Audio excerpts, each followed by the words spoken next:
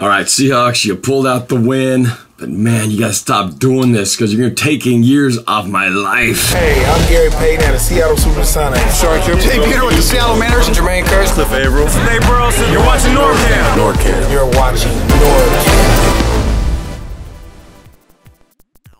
What's up, guys? This is NorbCam coming at you on this football Sunday. I was so excited after this game today that I had to record a video after I got home because it was such a crazy but fun time today. So wanted to get my thoughts out right away. Still in the makeup that I was wearing today and everything. Still got the garb on. Man, I just gotta say, first of all, it was an awesome time today. For those of you who saw my video, you can still see it if you haven't seen it yet. My YouTube as well as Facebook live video of our NorbCam viewing party at the Emerald Downs Casino. This was the first of many, as it turns out, and it was an amazing turnout. We had over, I think, 200 people there. I don't think they were quite ready for such a crowd that we were gonna bring it, but it was awesome. The energy was live. Great getting together with friends and people I haven't seen in a long time and meeting new friends. It was just a great get together, and like I said, many more to come since they decided it went so well that they're gonna have me back to host the remaining away parties at Emerald Downs Casino. So I'm excited about that. Finally got a kind of place, a regular spot we're gonna be watching games at for away games for the rest of the year. So to talk about the game itself, once again, was one of those games with a tale of two halves. It started off like pretty much every single game we've had this year, where no touchdowns in the first quarter. In fact, we still have not scored a touchdown in the first quarter. They were shut out in the first quarter. Should have scored a touchdown, but did not. I was fuming mad after the first half, and we were down, I think, 7-3 at the half. Managed to squeeze a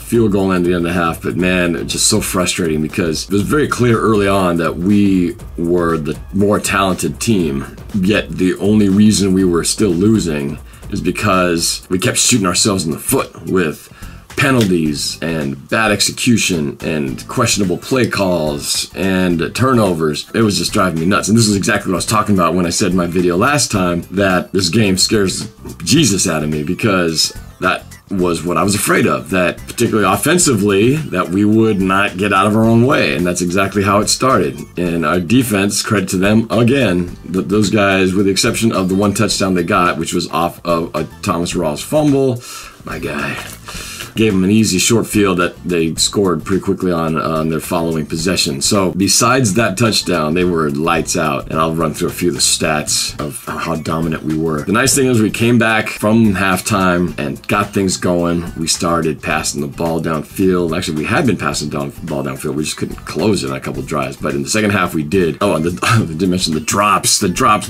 by Jimmy Graham, Thomas Rawls. It was like Butterfingers in the first half. But then everybody kind of redeemed themselves. Jimmy Graham got a touchdown. Paul Richardson got a touchdown on that crazy play, which I'll talk about in a second. And Doug Baldwin got a nice play down the middle for a touchdown as well. So in the end, final score was 24-7, and you know, is when it should have been like that. You know, when you really weigh out the way these two teams match up talent-wise.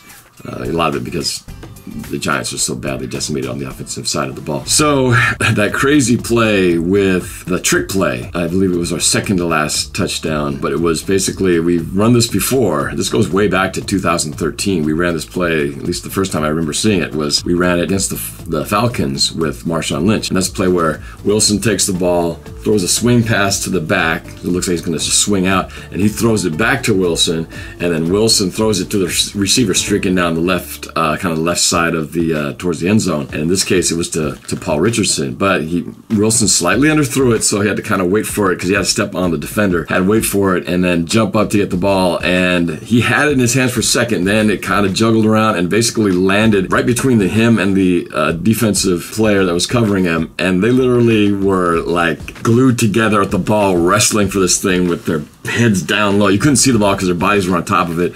I swear, it felt like 5 seconds went by while these guys were tugging at the thing. Finally, the referees looked down to try to see what's going on underneath there, and they put the two arms up and called it a touchdown. Touchdown! That was an amazing part of the game. Just to see the trick play, and then to see that outcome after holding our breath, wondering what call they were going to make. Had flashbacks to the 2012 failed Mary game where Golden Tate was wrestling with the Green Bay Packers corner. He had way less control of the ball in that one than in this one. This was clearly much more of a 50-50 versus the other one. Golden Tate sort of just hanging on for the side. And we got the benefit of the call. But that was probably the highlight of the game, I'd say. Just that moment. We all in the casino just went crazy.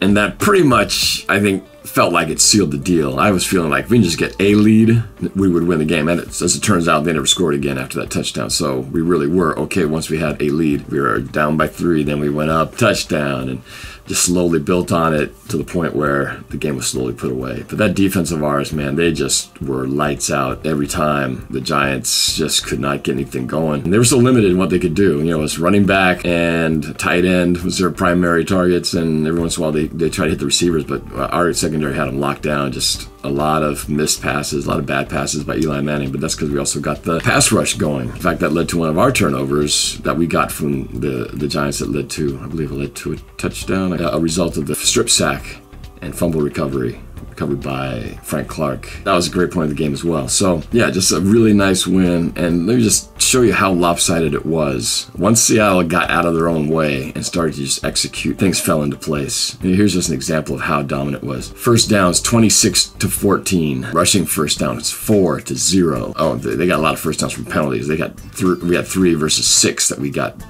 gave to them. Third down, we were 6 of 13. They were 2 of 12. Total yards, get this, 425 to 177. And a lot of those they got at the end when we kind of were just in sort of lax mode and they went down the field and got into our territory. But yards per play, 6 versus 3.1, 321 passing yards to 131, 27 of 39. Eli was 19 of 39. Yards per pass, 8 versus 3.3. Rushing, we were 104 yards to 46. Penalties, we were terrible on penalties. 15 penalties for 110 yards, while the Giants were only 7 for 28. I mean, that was what was, again, the part of that whole thing. We're can't get it our own way. And then finally, time of possession, 35.5 minutes versus 24.5. I mean, we had 11 minutes more with the ball in our hands. Clearly a very dominant performance by Seattle. You know, I felt like watching this, the theme has still been consistent in that we cannot, for some reason, get things going in the first half. I mean, this was a lot like the Indianapolis Colts game where we were down at the half to a team that you felt like, how are we losing to these guys? And you're pissed off, and then the second half goes and slowly it just takes off, and then next thing you know, we're way ahead having a good old time. And it was exactly like that.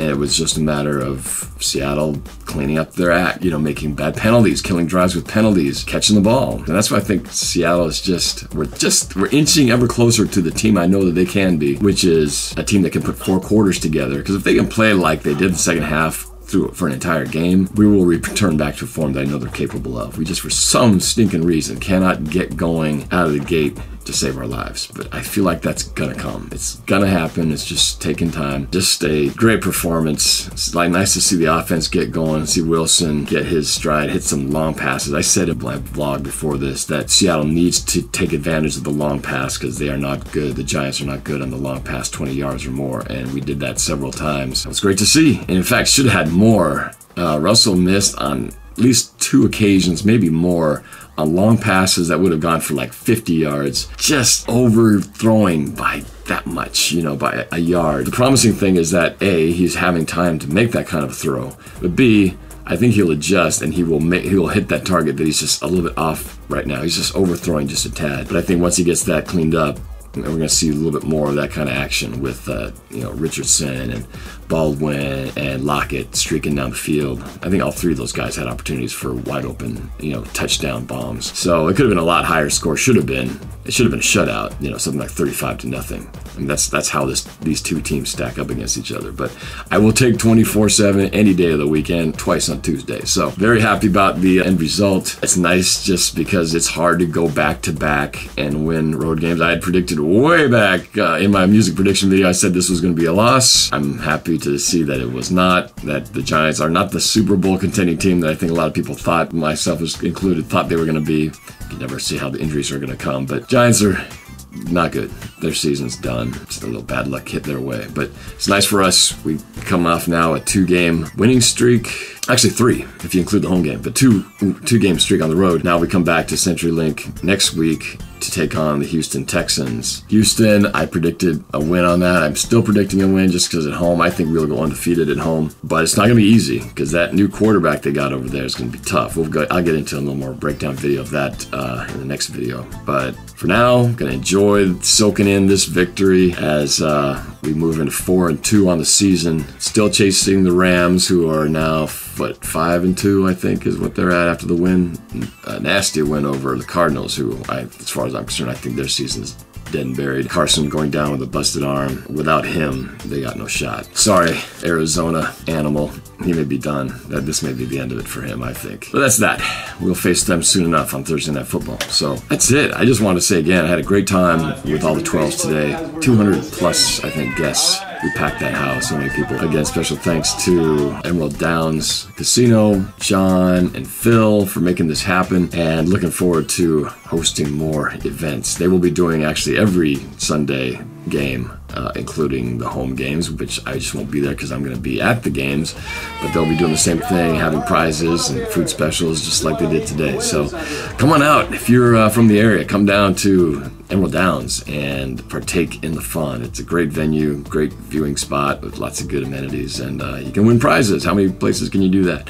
So that's it. Just want to bask in the glory of this win, and really relief because I just was scared to death of this game. Nice job, Seahawks. Make us proud. Pulling it in. We are that second half team. Not how you start, how you finish. I'd like to change that. Get that going early on, but we're happy with the results. So have a great week, you guys. Thanks for watching, and subscribe here if you haven't yet, right there. And I'm going to put my reaction to this game. It'll be right here, and a couple other things happening up in these screens. Oh, which, by the way, I started a new movie review channel with 80s Broncos fan Mike Lorraine, my business partner. We call ourselves the Parking Lot Movie Guys, where we go to movies and review movies in the parking lot. So I'll put a link to one of them up here so you guys can check that out. A new little thing that we're doing, expanding out, since we are lovers of movies. So that's it. Thanks for watching, you guys, and we'll catch you on the next one. Take it easy. Have a good week. Go Hawks.